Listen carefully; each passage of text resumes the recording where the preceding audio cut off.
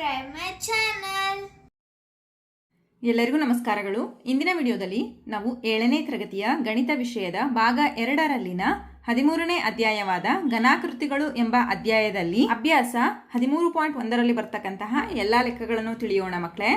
ಮೊದಲ ಪ್ರಶ್ನೆ, ಯಾವ ಜಾಲಗಳು ಘನಗಳನ್ನು ಉಂಟು ಮಾಡುತ್ತವೆ ಎಂಬುದನ್ನು ಗುರುತಿಸಿ.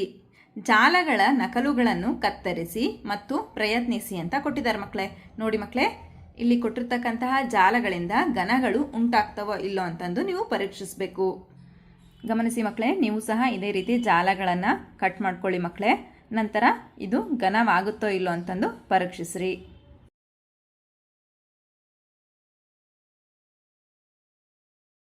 ಈ ಜಾಲಗಳನ್ನು ಕೂಡಿಸಿದಾಗ ನಮಗೆ ಘನ ಉಂಟಾಗಬೇಕು ಮಕ್ಕಳೇ. ಇಲ್ಲಿ ಘನ ಉಂಟಾಗ್ತಾ ಇಲ್ಲ ಮಕ್ಕಳೇ, ಇಲ್ಲಿ ಒಂದು ಗ್ಯಾಪ್ ಉಳಿಯುತ್ತೆ ಅಲ್ವಾ. ಹಾಗಾಗಿ ಈ ಜಾಲಗಳಿಂದ ಘನವನ್ನು ಮಾಡೋದಕ್ಕೆ ಸಾಧ್ಯವಿಲ್ಲ.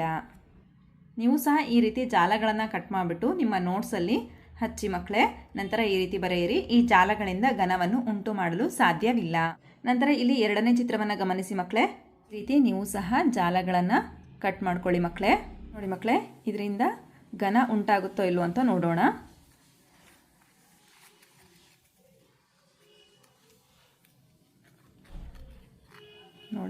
ನೋಡಿ ಮಕ್ಕಳೇ, ಈ ಜಾಲಗಳಿಂದ ನಾವು ಘನವನ್ನು ಮಾಡಬಹುದು. ಈ ರೀತಿ ಬರೆಯಿರಿ, ಈ ಜಾಲಗಳಿಂದ ಘನವನ್ನು ಉಂಟು ಮಾಡಬಹುದು. ನಂತರ 3ನೇ ಜಾಲಗಳನ್ನು ಗಮನಿಸಿ ಮಕ್ಕಳೇ. ಈ ರೀತಿ ನೀವು ಸಹ ಒಂದು ಪೇಪರಲ್ಲಿ ಕಟ್ ಮಾಡ್ಕೊಳ್ಳಿ ಮಕ್ಕಳೇ. ಇದರಿಂದ ಘನವಾಗುತ್ತೋ ಇಲ್ಲೋ ಅಂತ ಚೆಕ್ ಮಾಡಿ. ಗಮನಿಸಿ, ಈ ಜಾಲಗಳಿಂದ ಘನವನ್ನು ಉಂಟು ಮಾಡಬಹುದು. ನೋಡಿ ಅಲ್ವಾ.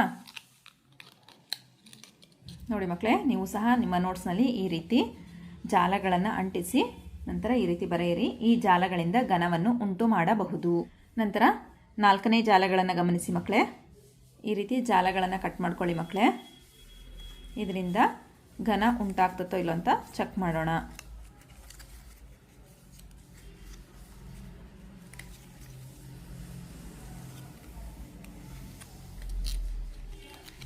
ನೋಡಿ ಮಕ್ಕಳೇ, ಇದರಿಂದ ಘನ ಆಗುತ್ತೆ ಅಲ್ವಾ. ನೋಡಿ, ಈ ಜಾಲಗಳಿಂದ ಘನ ಉಂಟಾಗುತ್ತೆ. ಈ ಜಾಲಗಳಿಂದ ಘನವನ್ನು ಉಂಟು ಮಾಡಬಹುದು. 5ನೇ ಚಿತ್ರವನ್ನು ಗಮನಿಸಿ ಮಕ್ಕಳೇ. ನೋಡಿ ಮಕ್ಕಳೇ, ಈ ರೀತಿ ಇದೆ.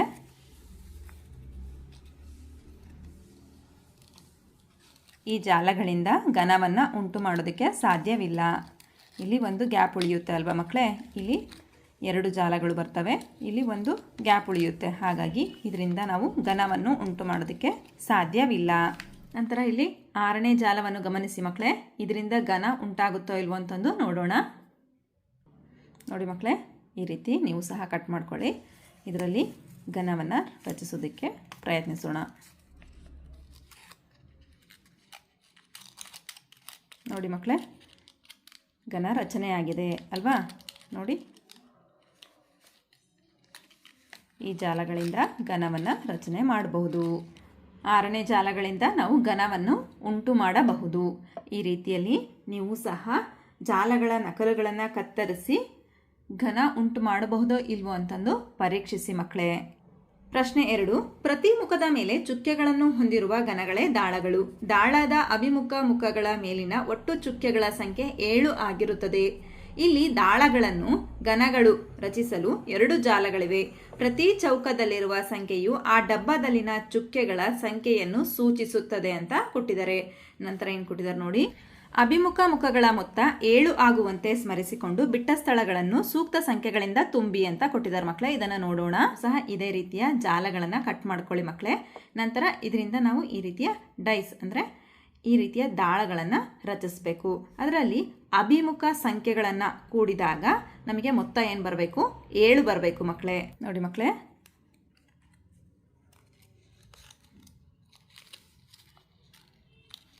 ನೋಡಿ ಮಕ್ಕಳೇ, ಇಲ್ಲಿ ಏನು ಕೇಳಿದ್ದಾರೆ ಅಂದರೆ ಅಭಿಮುಖ ಸಂಖ್ಯೆಗಳನ್ನು ಕೂಡಿದಾಗ ಮೊತ್ತ 7 ಬರುತ್ತೆ.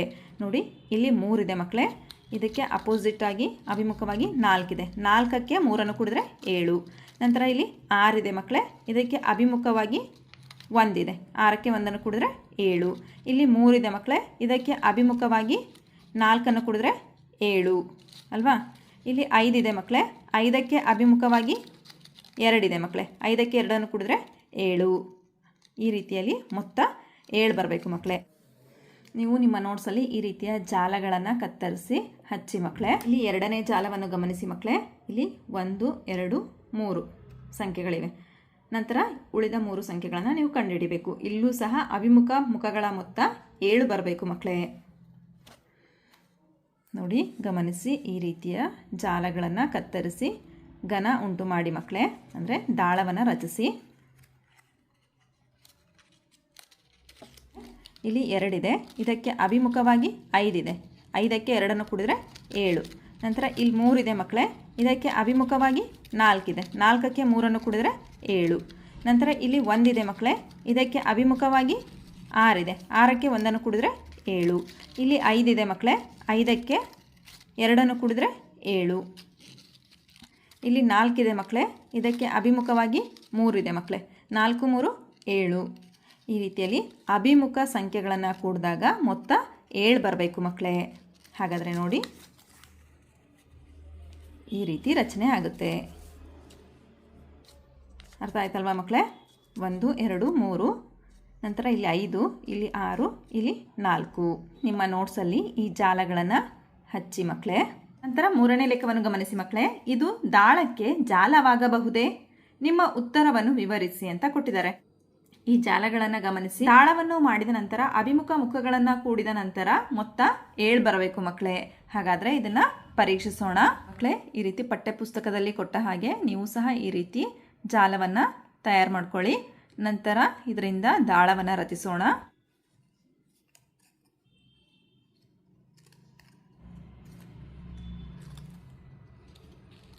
ಈ ಜಾಲಗಳಿಂದ ಘನವನ್ನು ಉಂಟು ಮಾಡಬಹುದಲ್ವಾ ಮಕ್ಕಳೇ? 2 ಅಭಿಮುಖ ಮುಖಗಳನ್ನು ಕೂಡಿದಾಗ ಮೊತ್ತ 7 ಬರುತ್ತಾ ಅಂತ ಪರೀಕ್ಷಿಸಿ ಮಕ್ಕಳೇ. ನೋಡಿ, ಇಲ್ಲಿ 4 ಇದೆ, ಇದಕ್ಕೆ ಅಭಿಮುಖವಾಗಿ 1 ಬಂದಿದೆ ಮಕ್ಕಳೇ. 4ಕ್ಕೆ 1 ಕೂಡಿದ್ರೆ 5. ನೋಡಿ, ದಾಳದ ಅಭಿಮುಖ ಮುಖಗಳನ್ನು ಕೂಡಿದಾಗ 7 ಬರಬೇಕು ಅಂತ ಹೇಳಿದ್ನಲ್ವಾ? ನೋಡಿ ಮಕ್ಕಳೇ, ಇಲ್ಲಿ 7 ಬರೋದಿಲ್ಲ. 4ಕ್ಕೆ 1 ಕೂಡಿದ್ರೆ 5. ನಂತರ ಇಲ್ಲಿ 5 ಇದೆ, 5ಕ್ಕೆ ಅಭಿಮುಖವಾಗಿ 2 ಇದೆ, 7 ಬಂದಿದೆ ಮಕ್ಕಳೇ. ಇಲ್ಲಿ 3 ಇದೆ, 3ಕ್ಕೆ ಅಭಿಮುಖವಾಗಿ 6 ಇದೆ ಮಕ್ಕಳೇ. ಇಲ್ಲೂ ಸಹ ಗಮನಿಸಿ, 3ಕ್ಕೆ 6 ಕೂಡಿದ್ರೆ 9 ಆಗುತ್ತೆ. ಇಲ್ಲೂ ಸಹ ನಮಗೆ ಮೊತ್ತ 7 ಬರ್ತಾ ಇಲ್ಲ. ಉಳಿದಂತೆ ಇಲ್ಲಿ 2 ಇದೆ, 2ಕ್ಕೆ ಅಭಿಮುಖವಾಗಿ 5 ಇದೆ, ಮೊತ್ತ 7 ಆಗುತ್ತೆ. ಇನ್ನೊಂದು ಮುಖದಲ್ಲಿ 1 ಬಂದಿದೆ, ಅಂದರೆ 4ಕ್ಕೆ 1 ಕೂಡಿದ್ರೆ 5 ಆಗುತ್ತೆ. ಇಲ್ಲಿ 7 ಬರ್ತಾ ಇಲ್ಲ. ನಂತರ ಇಲ್ಲಿ 3, ಇಲ್ಲಿ 6 ಇದೆ ಮಕ್ಕಳೇ. 6ಕ್ಕೆ ಅಭಿಮುಖವಾಗಿ 3 ಬಂದಿದೆ, ಅಂದರೆ ಮೊತ್ತ 9 ಆಗ್ತಾ ಇದೆ. ಹಾಗಾಗಿ ಇದು ದಾಳಕ್ಕೆ ಜಾಲವಾಗೋದಿಲ್ಲ ಮಕ್ಕಳೇ. ರೀತಿ ಬರೆಯಿರಿ. ಒಂದು ಜೊತೆ ಅಭಿಮುಖದ ಮುಖಗಳು 1 ಮತ್ತು 4 ಇದೆ. ಇನ್ನೊಂದು ಜೊತೆ ಅಭಿಮುಖ ಮುಖಗಳು 3 ಮತ್ತು 6. ಇವೆರಡು ಜೊತೆ ಅಭಿಮುಖ ಮುಖಗಳ ಮೊತ್ತ 7 ಆಗುವುದಿಲ್ಲ. ಹಾಗಾಗಿ ಇದು ದಾಳಕ್ಕೆ ಜಾಲವಾಗುವುದಿಲ್ಲ. ನಂತರ ಪ್ರಶ್ನೆ 4 ಗಮನಿಸಿ ಮಕ್ಕಳೇ. ಘನವನ್ನು ರಚಿಸಲು ಒಂದು ಅಪೂರ್ಣ ಜಾಲ ಇಲ್ಲಿದೆ. ಇದನ್ನು ಕನಿಷ್ಠ 2 ವಿಧಾನಗಳಿಂದ ಪೂರ್ಣಗೊಳಿಸಿ. ಘನಕ್ಕೆ 6 ಮುಖಗಳಿವೆ ಎಂಬುದನ್ನು ನೆನಪಿಸಿಕೊಳ್ಳಿ. ಈ ಜಾಲದಲ್ಲಿ ಎಷ್ಟು ಮುಖಗಳು ಇವೆ? 2 ಬೇರೆ ಬೇರೆ ಚಿತ್ರಗಳನ್ನು ನೀಡಿ. ಸುಲಭವಾಗಿ ಮಾಡಲು ನೀವು ಚೌಕಾಕಾರದ ಹಾಳೆಯನ್ನು ಬಳಸಬಹುದು ಅಂತ ಕೊಟ್ಟಿದ್ದಾರೆ ಮಕ್ಕಳೇ. ಘನಕ್ಕೆ 6 ಮುಖಗಳಿರ್ತವೆ. ಇಲ್ಲಿ ಅವರು 3 ಮುಖಗಳನ್ನು ಕೊಟ್ಟಿದ್ದಾರೆ ಮಕ್ಕಳೇ. ಈ 3 ಮುಖದ ಜೊತೆಗೆ ಇನ್ನೂ 3 ಮುಖಗಳನ್ನು ಜೋಡಿಸ್ಬಿಟ್ಟು ನಾವು 2 ರೀತಿಯಲ್ಲಿ ಘನವನ್ನು ಉಂಟು ಮಾಡಬೇಕು.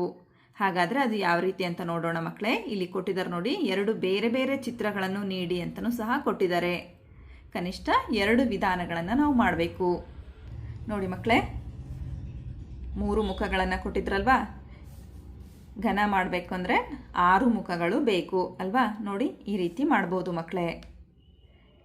ಈ ರೀತಿ ಮಾಡಿದಾಗ ನಮಗೆ ಘನವನ್ನು ರಚಿಸಬಹುದು. ಇನ್ನೊಂದು 2 ಕೇಳಿದಾರಲ್ವಾ ಮಕ್ಕಳೇ? ಈ ರೀತಿನೂ ಸಹ ಮಾಡ್ಬೋದು. ಅವರು 3 ಮುಖಗಳನ್ನು ಕೊಟ್ಟಿದ್ದಾರೆ ಮಕ್ಕಳೇ. ನಾವು ಇನ್ನು 3 ಮುಖಗಳನ್ನು ಈ ರೀತಿ ರಚಿಸಬಹುದು. ಈ 2 ಚಿತ್ರದಲ್ಲಿರ್ತಕ್ಕಂತಹ ಜಾಲಗಳು ಘನವನ್ನು ಉಂಟು ಮಾಡ್ತವೆ. ಪ್ರಶ್ನೆ 5, ಸೂಕ್ತ ಘನಗಳೊಂದಿಗೆ ಜಾಲಗಳನ್ನು ಹೊಂದಿಸಿ ಅಂತ ಕೊಟ್ಟಿದ್ದಾರೆ ಮಕ್ಕಳೇ. ನಿಮಗೆ ಈ ಘನಗಳನ್ನು ನೋಡಿದ ತಕ್ಷಣ ಗೊತ್ತಾಗುತ್ತಲ್ವಾ ಮಕ್ಕಳೇ, ಈ ಘನಗಳಿಗೆ ಸರಿಯಾದ ಜಾಲಗಳು ಯಾವುವು ಅಂತ? ಹಾಗಾದರೆ ನೋಡೋಣವಾ? ನೋಡಿ, ಈ ಚೌಕಘನಕ್ಕೆ ಸರಿಯಾದ ಜಾಲ ಯಾವುದು ಮಕ್ಕಳೇ? ಇಲ್ಲಿದೆ ನೋಡಿ, ಇದು 2ನೇಯದು. ನಂತರ ಇಲ್ಲಿ ನೋಡಿ ಗಮನಿಸಿ, ಸಿಲಿಂಡರ್, ಇದಕ್ಕೆ ಸರಿಯಾದ ಜಾಲ ಯಾವುದು? ಮೂರನೆಯ ಚಿತ್ರ. ನಂತರ ಗಮನಿಸಿ ಮಕ್ಕಳೇ, ಸಿ ಕೋನ ಇದೆ ಅಲ್ವಾ, ಇದಕ್ಕೆ ಸರಿಯಾದ ಜಾಲ ಯಾವುದು? ಇದು. ನಂತರ ಡಿ ತ್ರಿಭುಜ ಪಾದಪಟ್ಟಕ ಇದೆ ಮಕ್ಕಳೇ, ಇದು ಎಲ್ಲಿದೆ ನೋಡಿ, ಇದಕ್ಕೆ ಸರಿ ಹೊಂದುತ್ತೆ. ಅರ್ಥ ಆಯ್ತಲ್ವ ಮಕ್ಕಳೇ? ಈ ಗಣಗಳೊಂದಿಗೆ ನೀವು ಸಹ ಈ ಜಾಲಗಳನ್ನು ಹೊಂದಿಸಿ. ಹಾಗಾದರೆ ಮಕ್ಕಳೇ, ಈ ಅಭ್ಯಾಸದಲ್ಲಿ ಬರ್ತಕ್ಕಂತಹ ಎಲ್ಲ ಲೆಕ್ಕಗಳು ನಿಮಗೆ ಅರ್ಥ ಆಗಿದೆ ಅಂತ ನಾನು ಭಾವಿಸ್ತಾ ಇದ್ದೀನಿ. ಧನ್ಯವಾದಗಳು. ನಮ್ಮ ವಿಡಿಯೋ ಇಷ್ಟವಾದಲ್ಲಿ ಪ್ಲೀಸ್ ಸಬ್ಸ್ಕ್ರೈಬ್ ಮಾಡಿ, ಲೈಕ್ ಮಾಡಿ, ಶೇರ್ ಮಾಡಿ, ಪ್ರೋತ್ಸಾಹಿಸಿ.